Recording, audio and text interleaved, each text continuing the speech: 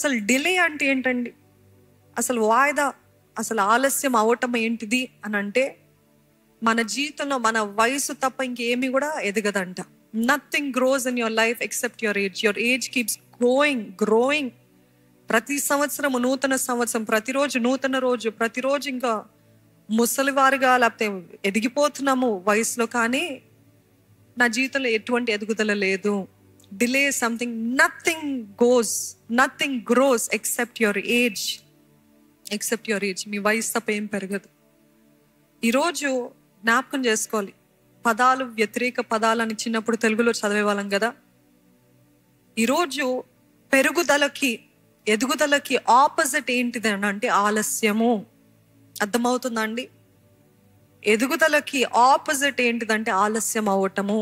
మన జీవితంలో ఆలస్యం అవుతుందంటే మన జీవితంలో పెరగట్లేదు, ఎదగట్లేదు, ముందుకు వెళ్ళట్లేదు. అంటే ఆ రోజు ప్రవచనం చెప్పారు కదా, ఆ ప్రవచనం నెరవేర్చబడదా? 21 రోజుల ప్రవచనాన్ని అంగీకరించాను, మరి ఏంటి ఆ ప్రవచనాలు అబద్ధాలా? ఆ ప్రవచనాలు చెప్పిన వారు అబద్ధికులా? అనేటువంటి ప్రశ్నలు వస్తుంటాయి. So you really have to know the enemy that you're fighting. ఎందుకంటే ఎట్లాంటి ప్రశ్న అనేకమైన వస్తుంది. ఆ చెప్పిన ప్రవక్తనే సేవకులే అబద్ధికులు, లేకపోతే దేవుని వాక్యం అసత్యము, అసలు ప్రవచనాలు లేవు, అసలు దేవుడే లేడు, ఎందుకంటే నా జీవితం ఇట్లా అవటానికి కారణము మరి దేవుడు ఏం చేయడా అనే ఇటువంటి అక్కర్లేని ప్రశ్నలు, అక్కర్లేని చేదు దేవుని పైన వస్తుంటాయి ఎప్పుడు మన జీవితంలో ఆలస్యమైనప్పుడు.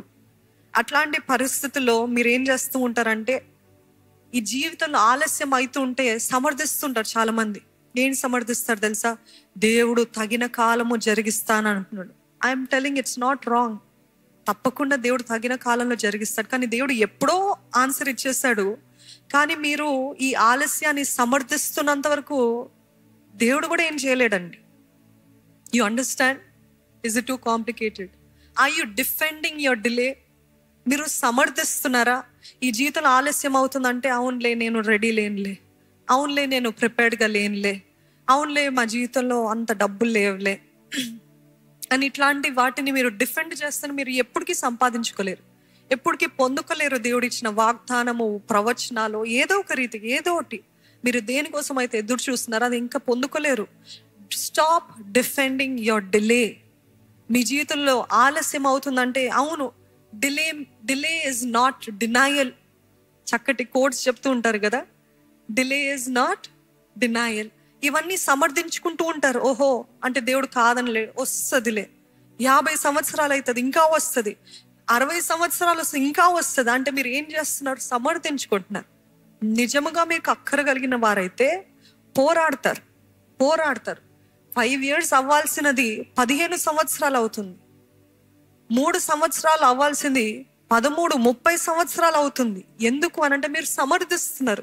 ఓహో ఇది ఇంకా జరగదు అనుకుంటా, విల్ వెయిట్, తగిన కాలం ముందు జరిగిస్తానన్నాడు కదా, విల్ వెయిట్. ఎన్ని సంవత్సరాలు?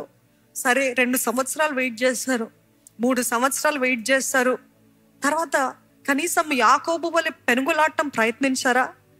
పెనుగులాడారా కనీసం? దేవా నువ్వు చెప్పావు కదా, నువ్వు జరిగిస్తున్నావా, జరిగించట్లేదా ఏంటి అని మరలా దాని విషయమై వాగ్దానం తీసుకోండి. ఒకవేళ దేవుడు ఇంకా నువ్వు వెయిట్ చేయనంటే వెయిట్ చేయండి. కానీ ఆ రోజు ఎప్పుడు 3 సంవత్సరాల ముందు చెప్పాడు అదే వాక్యం పట్టుకున్నా, ఇప్పుడు మీకు ఎన్ని సంవత్సరాలైంది ఆ వాక్యం పొందుకొని అని అంటే 10 సంవత్సరాలు. మరి దాని విషయం ఎప్పుడు అడగలేదా అంటే, దేవుడు చేస్తాడు కదా, తగిన కాలం చేస్తాడు కదా, ఆయన మాట ఇచ్చి నెరవేర్చే దేవుడు కదా అని ఇట్లాంటి మాటలతో సమర్థించుకుంటూ ఉంటారు. అర్థమవుతుందా అండి? ఇట్లాంటి మాటలతో సమర్థించుకుంటారు కాబట్టి జీవితం అంతా కూడా ఆలస్యం అయిపోతుంది.